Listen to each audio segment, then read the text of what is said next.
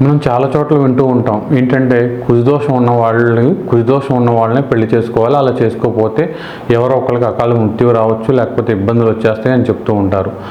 అయితే కుజదోషం ఉన్న వాళ్ళని పెళ్లి చేసుకోవాలా అంటే కొన్ని చోట్ల ఇలా కూడా చెప్పబడింది. ఎందుకు చెప్పబడింది అంటే కుజదోషం ఉన్నవాళ్ళు అంటే 6, 8, 12లో కుజుడు ఉన్నవాళ్ళు కానీ, రవితో కుజుడు కంబస్ట్ అయిపోయి కుజుడు నీచిపడిన వాళ్ళు కానీ వీళ్ళని కుజదోషం ఉన్నవాళ్ళు అంటారనమాట. వీళ్ళ బిహేవియర్ ఎలా ఉంటుందంటే వీళ్ళకి పెద్దగా అంటే వాళ్ళకి ఈ ఇంటిమెసీ మీద అనమాట, సెక్సువల్ లైఫ్ మీద పెద్దగా స్పీడ్గా ఉంటారనమాట, దూకుడుగా ఉంటారు, హార్డ్ కోర్గా కొంతవరకు ఉండే అవకాశం ఉంటుందన్నమాట.